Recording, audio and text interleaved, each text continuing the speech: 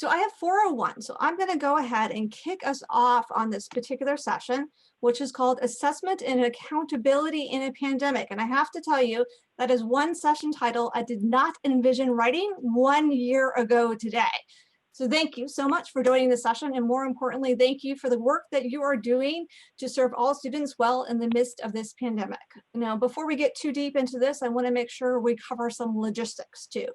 First, all attendees, as you know, are on mute, but we definitely want you to engage in the session via the chat function, via the Q&A. Make sure your comments are heard by typing them in. And it's also a new platform, so have some patience with us. If we run into technical glitches, we have Joey from our editorial team watching that chat function. So fingers crossed, if you run into a technical glitch, type it in the chat. If you can't hear us, can't see us, type it in the chat. And Joey will work with the team to problem solve with the HUVA team and with the NASBE team so we can work quickly to get those issues resolved. I mentioned the Q&A. Go ahead and type your questions in the Q&A. We'll make sure we have at least 15 minutes for audience Q&A at the end of the session, but don't feel like you have to wait to the end to be able to enter into that question. If you came to this session with a pressing question about accountability or assessment that you want answered, go ahead and type it in. We can weave it into the conversation and I can get you your answer faster. Lastly, the session will be recorded. Now, it's not going to be available immediately after the session because we want to make sure that we resolve any technical glitches. So it might be a couple of days before you'll have access to the recording, but you will have access to the recording. So I'm going to go ahead and kick us off and try to ground this session before we dive into our conversation with a great panelist. We have an ambitious plan for this session too. I hope to connect board members with promising practices to effectively use data to inform policy actions during a pandemic. That's a tall order. But we want to work to identify what are the critical issues around assessment and accountability that board members should be raising and talking about during their meetings, both in the months to come as well as in the years to come. We really hope to encourage board members to deeply understand what's the purpose of assessments and the different types of assessments during the 2021 school year, to ensure that those appropriate use of assessments are designed for those intended purposes too. We also really want to unpack the policy, equity, and technical implications in the near term and the short term around assessment innovations too. And what are the implications for formal and informal accountability systems? Lastly, amongst all that, we hope you leave with clarity about the role of the state board to leverage innovations in assessments and accountability in the short term and in the long term, so our accountability and assessment systems can improve and help to do good things for kids for years to come. Now, we have looked at the data in about 35 states just since June, or sorry, from January to June, have had over 160 assessment policy conversations, and about 40 states have had over 200 accountability policy decisions during the pandemic.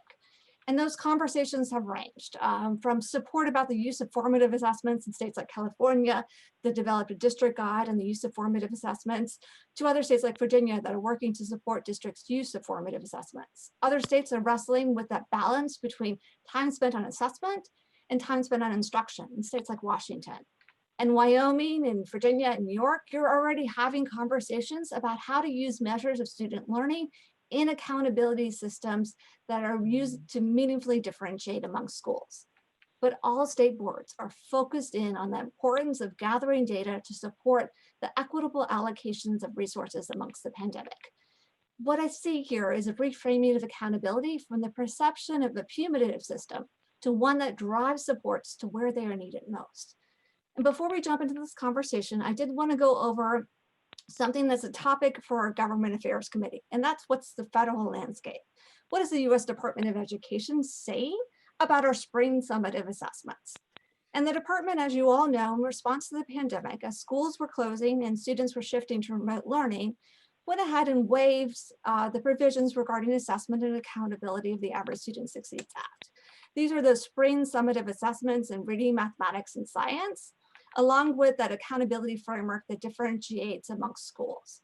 Well, in September, the department responded because several states had raised their hands and asked the question about the possibility of those waivers extending into the current 2021 school year. And the department was pretty clear in saying no, their states should not anticipate a waiver being granted again. The department emphasized that as we learn more about data, it's revealing that the pandemic has disproportionate impacts. It's affecting our most vulnerable students, widening disparities in achievement between our low-income students and their more wealthy peers, between our students with disabilities and their non-disabled peers. We're seeing increasing numbers of research and evidence shine a spotlight on this. And data on student learning is essential to better understanding what students need support, where they are, and whether the resources we are offering and delivering are having the desired impact. But the department also emphasized the idea of this value of data. It also alluded that maybe it won't be used in the same way as in years previous. That the impact of the pandemic continues to influence how assessments are administered. And as such, it's important for boards to be thinking about how those data are used and interpreted. And the department is open to a conversation about what actions need to be taken and what adjustments need to be made about how assessments, or summative assessments, are used in state accountability decisions. So it's a great time to be having this conversation. And we'll hopefully unpack today how we maintain high expectations for kids, support our educators, use data to allocate resources effectively, all with the grace and compassion and leadership necessary from a pandemic perspective. Now, assessments can get wonky, but we have a set of panelists that translate technical details into what matters for kids. And I'm delighted that Marty West from the Harvard Graduate School of Education can join us. He's also a Massachusetts State Board of Education member, so a NASBE member. And we also have Christy from Excel and At. Both of them bring deep knowledge about assessment and accountability systems, but also, perhaps more importantly, a commitment to educational excellence and equity, and experience navigating that policy and sometimes political environment that board members must also navigate. Now we've got a lot to cover, so I'm going to jump right in. And Christy, you're going to get my first question. We had a new member institute just yesterday, where board members who are newly elected or appointed came to learn about how to be a state board member. Now, from your perspective, what's essential for them to know about the value of student assessments during a pandemic? So the value of student assessment hasn't changed much since pre-pandemic. It's always been important to have assessment data about how students are performing. It's really important this year because we are missing summative information from this past year, that when students come to school this year, that instructional leaders and teachers are taking time to assess where students currently are in order to best meet their needs as they're getting off to a good year, a good start. So states should have a pretty comprehensive, coherent system of assessments. The standards-based assessment that happens annually, generally in the spring, is an assessment of learning. We're sorely lacking in that information. We really need to focus our attention right now at the local level on assessments for learning, or those instructional assessments that local entities have the opportunity to select and use that should be aligned to state standards moving forward to help make day-to-day instructional decisions on where kids are missing or lacking information that they didn't receive this past spring. So unfortunately, we don't have the good objective summative information of mastery of standards, but fortunately just about every district and school already has locally instituted assessments in place that they administer even in non-pandemic years. So being able to have some normalcy coming back and getting a sense of where students are, what type of information we need to support them, isn't something new or different that we're doing this year just because of a pandemic. It's something that we do every year, but it's even more important right now that teachers are using that data on a real-time basis, and that the states and board members in particular are really navigating to make sure that there is a framework and there is some technical assistance provided to schools and districts on how to move those local assessments forward if they need to. Thanks, Christy. And Marty, I'm going to turn the next question to you, but I think Christy gave us a great segue for it too, about how the use of assessments and the purpose of assessments hasn't necessarily changed during the pandemic, and your mention of assessments of student learning and for student learning. So Marty, my question to you is, are there necessary conditions of success? Are there foundational elements and clarity around assessment purposes and use that need to be in place in order to use assessments well during the relatively crisis period that we're in right now?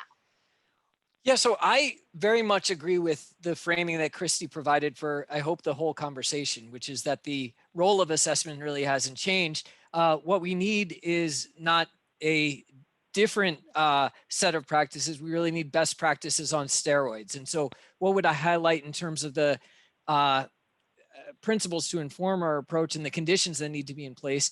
One is that assessments need to have a clear purpose.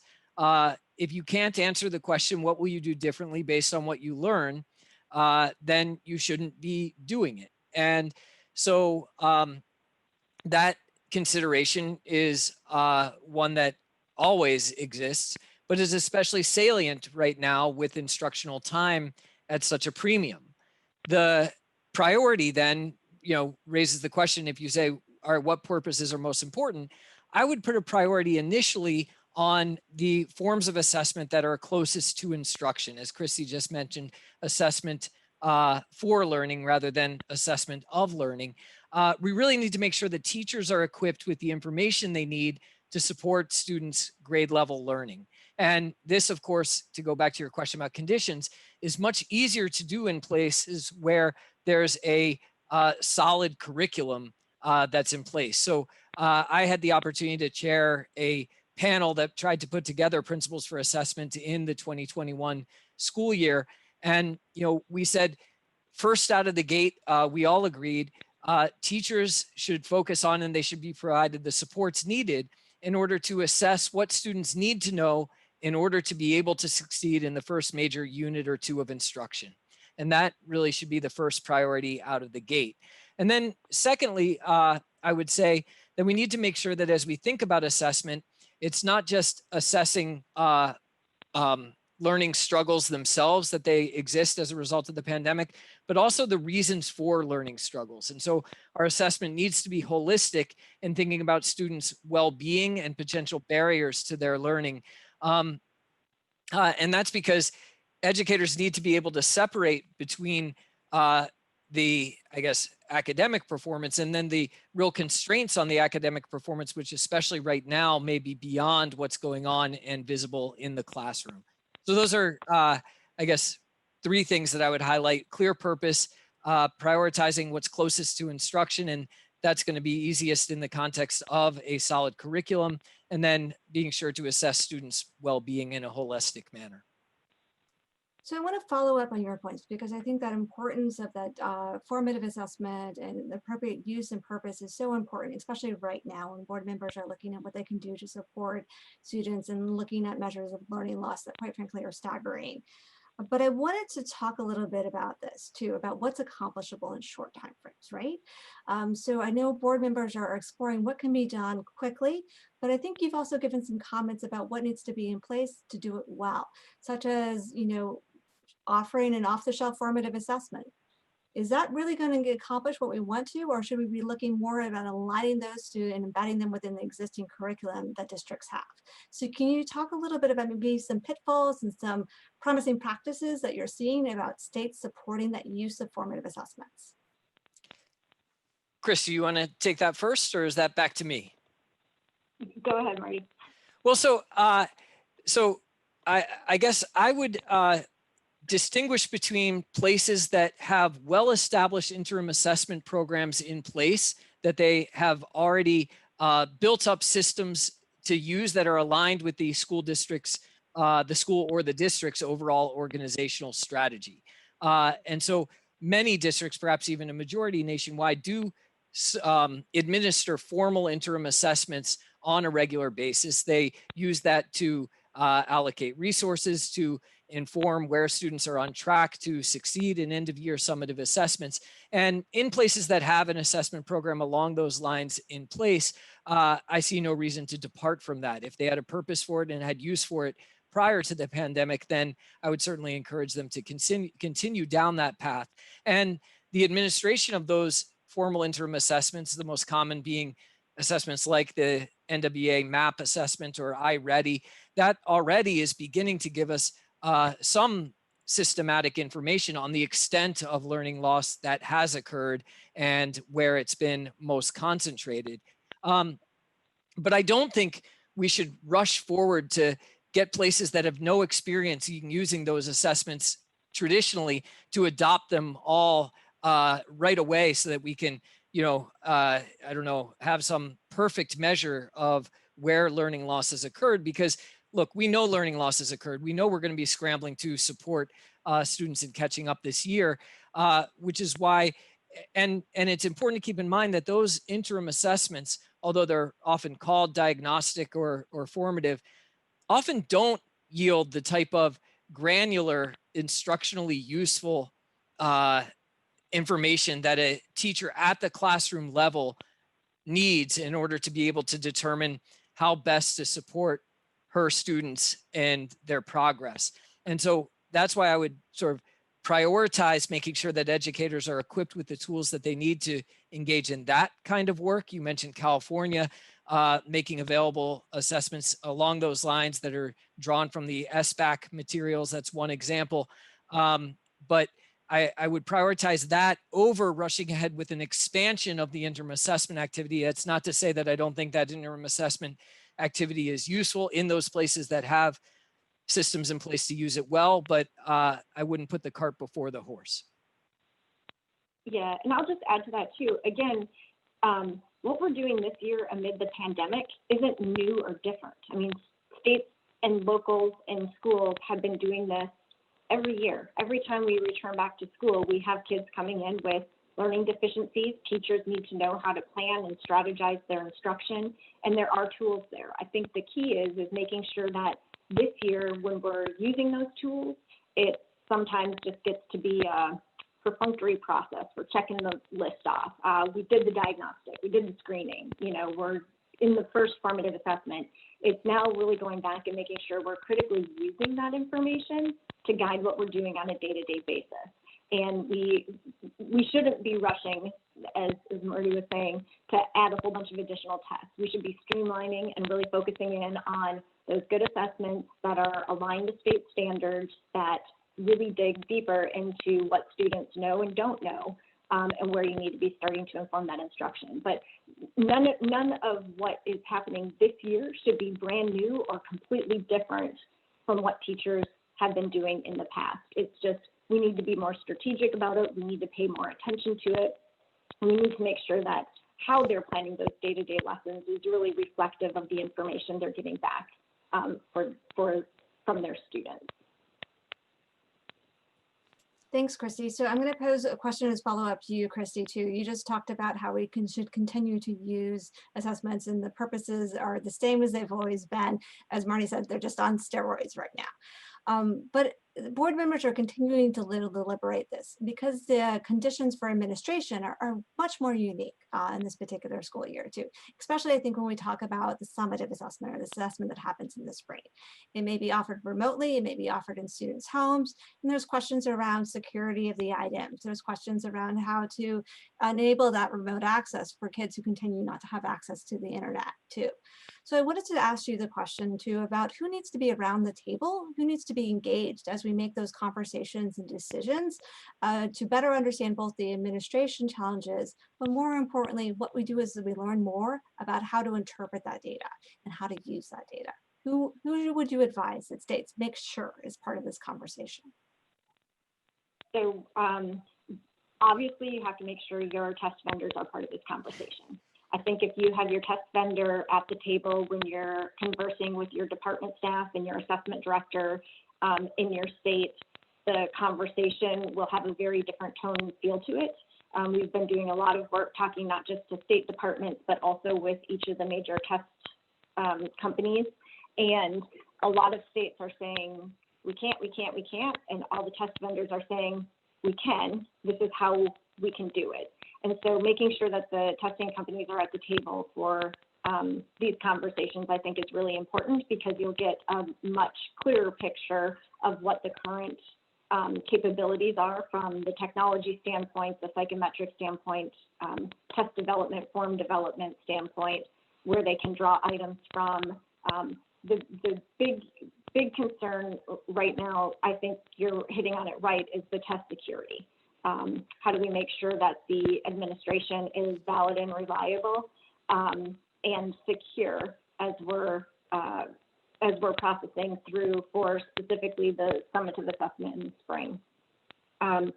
There have been a lot of advances in remote proctoring, in login security, in being able to lock down or shut down other resources when students are taking tests so they're not getting help, and a lot of things that we can do with electronic forensics to, know whether or not we have a secure administration of an assessment. But again, I think that's kind of our biggest challenge there.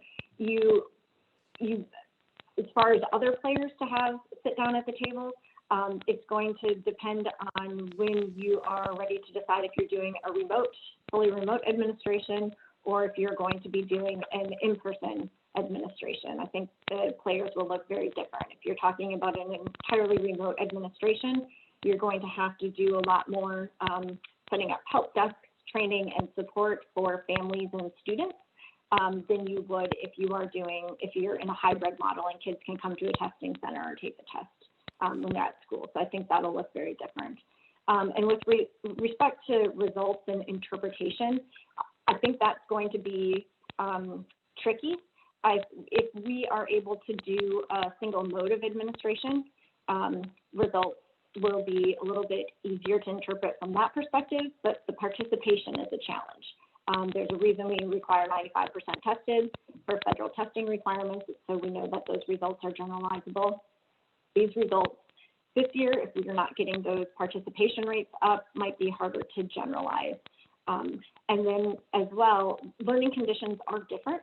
So this isn't going to be a completely standardized assessment, especially if you're doing remote testing. The standardization will be a little bit different if kids are sitting at home in different environments than if they're sitting in a classroom. So there are a lot of challenges, but I don't think there's any challenge that's too big to prevent an administration of a state assessment this year.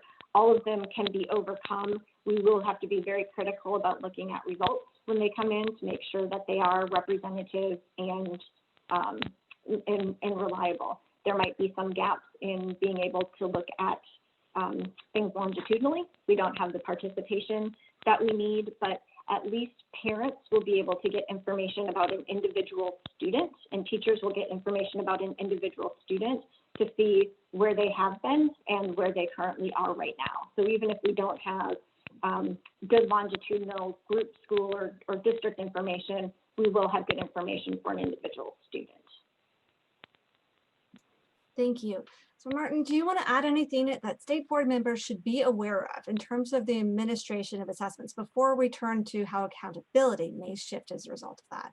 So looking ahead specifically to the spring summative assessments, is that, yeah, I mean, I think we should not understate the challenges in interpreting results that we are going to face if they are administered in different modes. And, we know that assessment conditions can matter quite substantially for the results that assessments produce. And so we need to be aware of those challenges, and we need to make sure that we are prepared to interpret the results of any assessments that we administer in light of those challenges. I think the only other thing I would say is that in order to do this well, we need to be planning for it now. We had a state board meeting yesterday, and one of my goals as a board member was to make sure that we are, as Christy suggested, in conversation with our vendors actively about planning not just for one hopeful contingency where we hope that the vast majority of students are back in a hybrid format, so at least they could, take the assessment in person, but also planning for those more complicated contingencies where some of the administration may have to occur remotely. And it's a big task. And if we put it off until February, it's not going to happen. And so I think that's the only thing that I would add. Thank you for that. Great advice for board members who are listening to this session right now about steps that they can take maybe at their next board meeting to have that conversation. I wanted to transition us over to accountability. There are two questions I'm going to pose here. Is one, which is a great one, I think, from Byron from Indiana. And thank you, Byron, for joining us. I really appreciated his question because he talked about how should accountability look different now because of COVID. And we just talked about some administration challenges for the summative assessment, but I think that opens up into a broader conversation of not just how accountability should look different, but also what do we mean when we say accountability in this school year? So Christy, let me toss it to you first. Okay, well, this is a very timely question since the U.S. Department of Education just released their guidance on accountability last night. So from their perspective, they expect accountability to essentially be business as usual, but you can apply for 1-year COVID waivers if you have calculations that you're going to be challenged to calculate this year. But they essentially are expecting states to administer the statewide assessment and that they're going to meet all the requirements for accountability, school identification, and report cards based on 2021 data. So what they are looking at for waivers this year aren't blanket waivers for no accountability, but waivers for particular indicators. If you calculate a multi-year average for percent proficient and you can't use last year because you don't have the data, you'll have to change how you do your multi-year average calculation. And that is a type of waiver request they'd be looking at. They also are giving opportunity for states to push out their timeline for identification of schools for targeted and comprehensive support, and also for the measures of interim progress or their long-term goals. So those are the types of things that they're looking at, but they are still fully expecting that states test, hold schools accountable, publish their report cards, and identify schools for supports and intervention. It is imperative, I think, that we have transparent reporting for the 2021 school year. I keep talking about this. If we don't have a good administration this year, we'll have at least 2 years, maybe even 3 years without good information about how students are doing. So a kid could matriculate all the way through middle school without actually getting information of whether or not they're mastering standards until they're ready to leave middle school. So reporting those results transparently, minimally we have to do that by school, district, state, disaggregated by student group, by subject, and by grade, just to have a full picture. And we also need to be very clear that we're reporting percent tested in a very clear, transparent way, and by student group, and making any notes on our state report cards this year about administration challenges. So was this a remote administration? Was it in person? Were multiple modes used this year? So people have a good context for how the assessment took place and how it's being used for accountability. But bringing it back at a very high level, a lot of people are calling for accountability waivers this year, and even testing waivers still this year, even though the department's been explicit that they're not offering them. The reason we do this is to make sure students have the support and resources they need in order to be successful. And so it's not doing something to just hold schools accountable. It's for a purpose. It's for allocating resources and allocating technical help and support. So can I jump in on that? Absolutely. Topic, Abby? So, I mean, I'll end by strongly endorsing what Christy just said about two things. One is the commitment that states and state boards need to have to full transparency about assessment results in the 2021 school year. And secondly, that the purpose of holding schools accountable is not punitive. And so it does students no favor to have waivers from accountability. That should only be done as it was last spring in the case of the cancellation of tests in a emergency situation when there's no other alternative. I do think that the department may initially need to, or I guess I'll say I hope they will, consider somewhat of a more flexible approach to identification of schools based on assessment results in the coming school year, because I think there are very, very severe challenges in this environment in using assessments to really isolate what schools are contributing to student learning from the very uneven impact of the pandemic and associated economic challenges. We know that's always a challenge. I think it's going to become even more of a challenge this year, especially given the absence of prior data for looking at student growth from the 20 spring administration to the 21 spring administration. So I'm more open to the possibility of actually finding alternatives to using state summative assessments at all in school identification in the 21 school year, while continuing to double down on the importance of conducting those assessments and being transparent about what they show. So I want to dig into the last comment, but before we go there, there's a question from Janet in Utah. Janet, thank you for joining us. And she wants to dive into a topic that both of you mentioned, that if we don't administer assessments for this year, we're looking at 2 years without data, but we lack last year's data. And what impact should that have? Or what are the considerations state boards should be thinking about, especially as they look at those longevity indicators or longitudinal data indicators with accountability when we have a missing piece of data from last year? Christy, you talked on this first, so let's go here and then we'll go to Martin.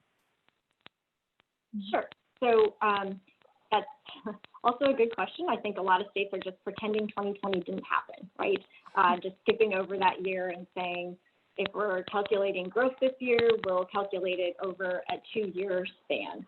Unfortunately, that changes your whole definition of what growth is and changes your calculations. So you have to be pretty critical in thinking through mathematically whether or not things can be done is generally possible, but policy-wise, does it make sense to do them? And does it change the meaning of what you're doing if you are changing your calculation? So as far as longitudinal results, I think, again, it's really going to depend on how this administration goes this spring about whether or not results are even going to be comparable to last year. And I think that's going to be a lot dependent on whether or not we can administer, how we administer, and how many kids are actually participating. So most people are just kind of pretending it didn't happen and skipping over that year. But we'll see what happens in when we actually get to testing time about how we will be able to actually use those pieces of information.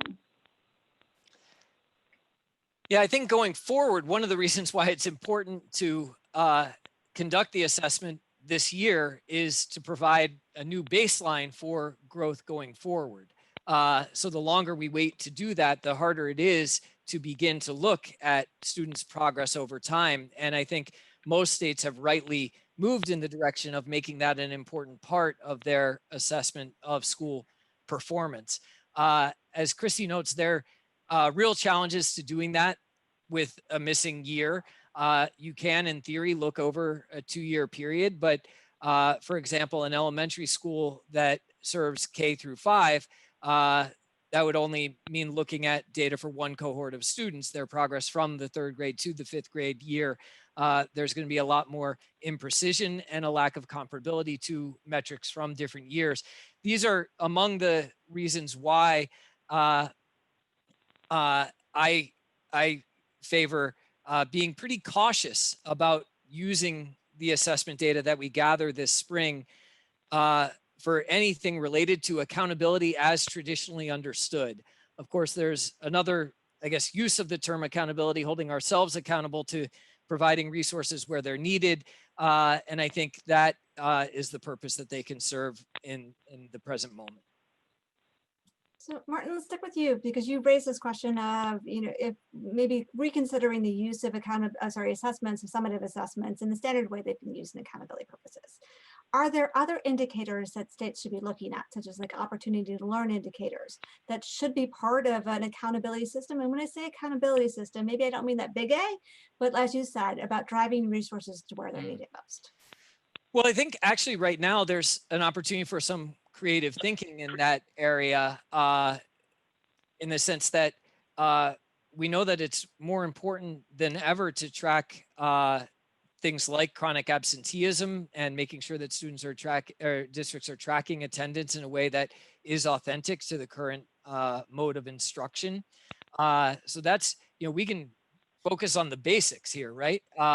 We can think about the instructional time that is available to students, and we can be transparent about that.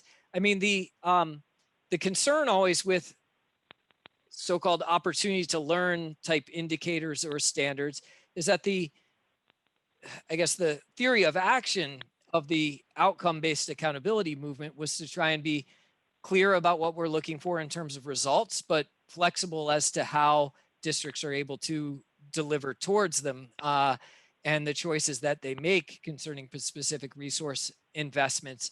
But I think given the challenges with outcome-based accountability in this moment, it does make sense for states to be tracking. Again, I would focus on the basics, but I'd be interested in what Christy thinks. Yeah, I'm challenged using opportunity to learn or self-reported information by the districts. One, we'd be setting up a whole new system of indicators, a whole new data collection process. We'd have to be very strict and stringent on what meeting or not meeting that particular indicator means. I'm looking just even at the attendance indicators across states. They all look very different on what constitutes attendance and how schools take attendance and when they take attendance. And so I'm pretty hesitant to have these less objective measures that aren't directly tied to student outcomes. And so, yes, we do have a challenge this year, being able to measure growth or being able to measure other things like graduation rate even maybe, but going back to basics and reporting on achievement and student outcomes, even in the absence of growth this year or the absence of doing a 2-year growth calculation, is still really important. And the indicators that aren't directly related to student outcomes have a tendency to force schools to do things they might not otherwise do well. So there's a lot of perverse incentives that arise with some of these indicators, and then you have them focusing on the wrong thing. You know, they're not focused on teaching standards, they're focused instead on taking attendance practices, or, I mean, it's a silly example, but, you know, perverse incentives for safety indicators or for other things tend to not have the actors doing what you truly want them to do. So what behavior are you trying to drive with the indicator that you're measuring? And sometimes you don't always get your intended behavior that you're looking for when you're trying to measure some of these things. And they're just extraordinarily difficult to collect in a very objective, comparable way. And they tend to just be, I don't know, box checking activities after a while. Excellent. So we have a question also from Maryland, from Lori Morrow from Maryland. And Lori, thank you for joining us.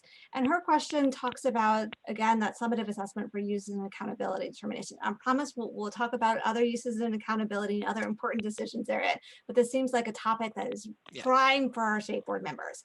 And she asked about any additional considerations or concerns that you would highlight, knowing that first administration, as she says in particular, will be a mix of that virtual option as well as that kind of on-site hybrid option. So any kind of concerns specifically around schools that may be operating in a hybrid that they should consider around the use of assessments and accountability? Well, I think it's interesting to some extent. The fact that you're rolling out a replacement assessment would mean that you don't have direct comparability to what you were doing previously anyways. So to some extent, one set of potential concerns or limitations about the present moment is something that's no longer unique to the present moment. But I do think this year's assessment will be unique. And so when a new assessment is introduced, oftentimes, and I don't know the details of Maryland's process, but oftentimes based on the first administration, you will use that data to set performance standards or to evaluate or assess the performance of the new assessment when it's actually administered. And it seems to me that we sure hope that this year will be unique and that that process may then need to unfold, in a more systematic way once we go back to the traditional schedule, but that, or the traditional modes of instruction. But that would be my first attempt to get oriented to that question, which is not one I had considered before. So we also have a question from Ben Jones too, that's taking us a little bit of a different direction too. Ben Jones is from Kansas, and Ben, thank you for joining us. I really appreciate you attending this conference and session. And he asked about how states that utilize other standards to school accreditation can use in addition to the summative assessment. So how do we basically, from the perspective of accountability systems or incentive systems where folks are supposed to use that data to perform certain actions, how do we continue to push districts to continue to implement initiatives like social emotional learning and individual plans of study? So are there ways that we can use this current moment to drive some supports for students around SEL as well as individual plans of study? Martin, I'm going to turn this question to you first. Well, I would, I know. it's not an easy one. So I guess the question, how do we continue to push districts to continue to implement initiatives like social emotional learning, individual plans of study through an accreditation process? So I'll say that based on what I'm seeing in Massachusetts and what I'm seeing in the conversation nationally, I don't think educators need to be pushed to take social emotional learning seriously right now. That is where their inclinations take them. And that's where the zeitgeist of the field is, in many ways appropriately, as we learn more and more about the value of thinking holistically about how well schools are supporting students for long-term success. I think what is needed in that area is some structure to direct that activity. So guidance for educators about how not to make social emotional learning a clumsy standalone unit at the start of the school year and the end of the school year, but rather integrate it throughout so that we don't delay academic learning for 2 weeks while we talk about caring, but rather learn how to care for one another as we're learning academics. Now, I don't think that accountability systems are the vehicle to actually accomplish that transformation. I think that needs to happen in other ways. Now you'll say, what are those other ways? And I'll admit that we're still trying to figure that out. But I've done some work. Well, Christy mentioned potential challenges with so-called opportunity to learn standards in terms of the accuracy of reporting. I think those same types of concerns exist in spades when you think about existing indicators of social emotional learning. And so I'm very hesitant to incorporate them in a systematic way into accountability systems as we've traditionally used them. And to build on that, I totally agree with Marty on not including these types of things in an accountability system. There are other vehicles for being able to demonstrate or push, as we're saying, districts into implementing these. One of them is just report cards, state report cards. They're not limited in the information that you can have. It might be one of the great offerings the school has is a robust social emotional learning program, or they boast that they offer, in addition to all of these advanced courses, individual plans of study. And so a way for districts to highlight the things that they're doing as a selling point for students to come to their school and be successful there. And just to go back to Ben's question about accreditation specifically, I'm not familiar with the accreditation process in that state. But to the extent that accreditation incorporates a as it often does, a broader, more holistic assessment of a district or schools. I think that is a place where accreditors can ask a district to articulate its approach to supporting student social emotional development, how it monitors its performance, how it decides whether it's improving or not, and be explicit about that, again, without sort of incorporating it into the outcome-based accountability framework. And that might be one vehicle as well that would help drive coherence in a space where I think there's a lot of interest, but not always a lot of coherent activity. Okay, I'm going to transition us a little bit to think about the future, right? So we have this pandemic and we have so much attention to the crisis of the moment. But I want to talk a little bit about maybe actions State Board should be taking now to dig in and evaluate how things are working so we can be better prepared to make improvements in the years to come. So I want to ask two questions here, Ed. One is what do you think the lessons learned about innovations will be? How do you think assessments and accountability systems will change, and not this year, but in years to come, that are positive as a result of our experiences in the pandemic? So what positive innovations do you think this pandemic experience will spur? And what weaknesses do you think it will shine a light on? Well, I'll go back to where I started in saying that one of the things that I hope will come out of this, given the clear premium that is being placed right now on maximizing instructional time, is ensuring that our assessment systems as a whole are as streamlined as possible. We know that redundancy, assessment with no clear purpose, is a longstanding problem that actually creates challenges practically and politically to maintaining support for robust outcome-based accountability systems. And so it's not a particular innovation, but I hope it will be one positive development that comes out of this period, that there's an opportunity to ask anew, why have we always been doing this way, and come up with new answers to that question. I do think this will accelerate the pace of experimentation and innovation around new modes of instruction for assessments. You know, I've seen that. I'm a member of the National Assessment Governing Board that oversees the NAEP, and this development and the challenges to in-person administration this year has dramatically accelerated our timeline for trying to develop new modes of administration that don't require invigilators flying across the country in order to administer the NAEP in thousands of schools. You know, how soon we'll be able to pull that off, it remains unclear, but I think that you'll see similar efforts to innovate in the remote administration of assessments, in test security.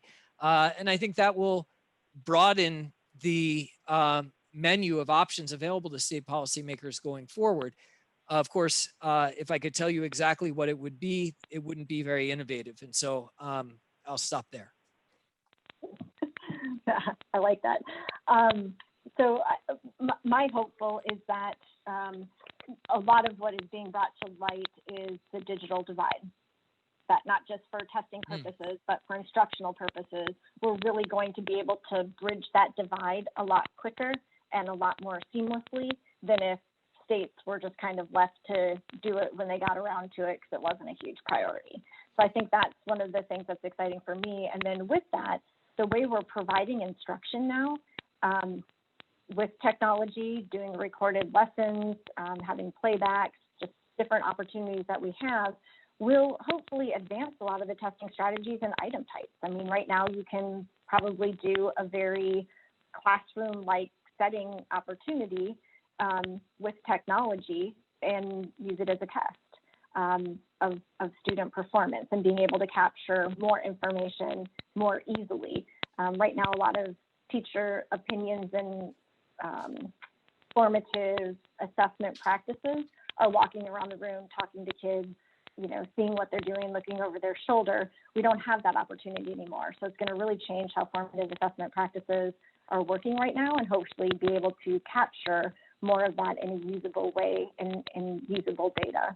And then also, I have a lot of hopes for more automated processing for testing. So, you know, remote proctoring using artificial intelligence, automated scoring for a lot of assignments that students are turning in. Just a lot more opportunity to use these and leverage these technologies that are probably more reliable than a lot of human interactions as well. So just really pushing down the leveraging that technology and getting kids familiar with it through instruction. So when we get to the point of being able to do testing in a more robust, dynamic classroom setting type of way, they'll be used to it and ready for it. So I'm gonna push you a little bit on weaknesses too, that maybe the pandemic has revealed, or something that makes you nervous about the assessment system. For example, I've heard the term used that some folks are afraid that if we don't administer assessments, which it sounds like we're all on gear to do, that we can't put that genie back in the bottle. Or if we look at maybe changing the way that we use assessments, that may not be able to, again, put the genie back in the bottle. So is there anything that you're deeply concerned about the pandemic and the response that may impact negatively future use of assessment systems that boards should be aware of now in their conversations? Well, I think Christy highlighted on the positive side, the greater awareness of the digital divide and the attention that has been brought to it as a result of that. I think that's been a weakness that has been exposed that has implications far beyond just assessment, but how well students are able to access instructional materials under even normal circumstances. I do think, I don't know that it's a weakness that has been exposed, but there are certainly plenty of interests that are hoping to take advantage of the challenges, practical challenges to moving forward with statewide assessments now, to turn last year's temporary pause, maybe this year's challenges, or depending on circumstances, yet another pause, into a permanent change in practice. My strong hope is that that does not become a reality, but it is certainly a possibility that is looming on the horizon. And I think the worst thing in that conversation for those of us like Christy and me who continue to believe that the annual summative assessments have value would be to misuse those assessments this year. And that's why I think policymakers need to be cautious and thoughtful as to how they move forward, both with the practical challenges of administration, which could go horribly wrong if unattended to, but also with how they use and interpret and share the results. So it's not a new weakness that's been exposed, that state assessments have a political target on their back, but it's one that's more important than ever. The thing that makes me the most nervous is that we will be shortchanging kids, and I'm very nervous that we will be hearing rumblings in states about lowering expectations, limiting standards, narrowing curriculum, and not giving kids the full, robust opportunity to learn and master all of the standards that are set forth. I don't want the pandemic to be an excuse for us not being able to teach kids the standards. And I think that's where a lot of kind of hedging towards or hedging down right now is, not everyone has access to the technology to receive instruction, and not everyone can log on and participate in classes. And we'll start using those cases to lower expectations for kids, when it's on us to make sure that we're able to provide all of those opportunities to. So I'm just really worried that this is going to be used as an excuse for kids not learning. Well, thank you both for that. I'm going to change our conversation just to one last question, and then we'll wrap up for a bit. But I do want to talk about we talked about the hope, and we've talked about some concerns. But what are there, from your perspective, and Martin, this might be a little bit easier for you to answer, what would you like to see at the next state board meeting as kind of an issue that's discussed amongst the board? And you've already alluded to a couple of these, but think about the one that you would really like to see happen at the next state board meeting that shows you we're on a pathway to use assessments in a manner that's valid, reliable, and aligned with their intended purposes given the pandemic environment. That really shows we're using data. What's one action item? It can be, Christy, too, a discussion item, a question, or a piece of data that they're looking at. If you can give us one each, that'd be great. So I'd love to see a conversation with our vendor, or at least informed by engagement with a vendor about scenario planning for a range of different circumstances in the spring of 21. I don't think we know what to anticipate. We're hopeful that the vast majority of Massachusetts students will be back in school buildings on a full-time basis, or at least hybrid. But we don't know that that's going to be the case. And as we've highlighted throughout the conversation, we need to be planning now for multiple scenarios. I think we should also, maybe it's a separate agenda item, be starting the conversation on how we would use the results. And because I noticed a question from Jenny Earl, I don't know Jenny Earl's context in the chat here, saying, how do we reduce the stress and concern over summative assessments for our educators in a time of continued change in the learning environment? And I think we do need to signal up front and provide an assurance that we are going to be using assessment results in thoughtful ways. And that would be one way to reduce some of that stress and concern. Now, that's a little bit in tension with what Christy just said about her greatest fear being taking the pressure off, holding educators accountable for student learning. But I think it may be a useful and even necessary step to take in the present moment. So I agree. The first step or action item state boards should take is connecting with their assessment vendor. If you haven't already had a conversation with them, get them on the state board agenda, ask them what opportunities are for remote testing, hybrid testing, in person, and just get an understanding of what they are capable of doing and help make decisions, and then make your decisions based on what's possible, based on your testing company's capabilities. And then the one thing I would just continue to challenge is, when making these decisions or when having these conversations, to put the student at the center of the conversation, is how will this positively or negatively impact a student when you're making any of the policy decisions moving forward. And it should revolve around, this will help students learn. This will help students be prepared for college and career. This will help students advance in the next grade and not shortchange them of the education that they really deserve this year, even though our learning environment looks a little different. Most of us transitioned to a remote working environment. If we hadn't already been working remotely, kids are transitioning to remote learning environments. I think we need to continue to have high expectations. Kids are pretty adaptable in these situations, and we just need to make sure that we're providing them all the opportunities necessary to be successful. What a great comment to end on. Thank you for that, too. Putting students at the center of decision making as we roll forward in these conversation boards are having. Christy, Martin, thank you so much for joining us. Really appreciate the insights that you were able to offer and share.